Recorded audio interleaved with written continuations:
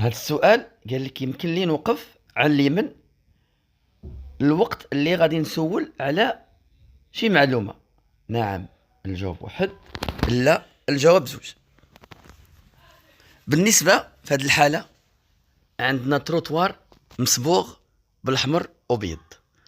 ملي تيكون تروتوار مصبوغ بالأحمر وبيض راه كيمنع التوقف وليس الوقوف.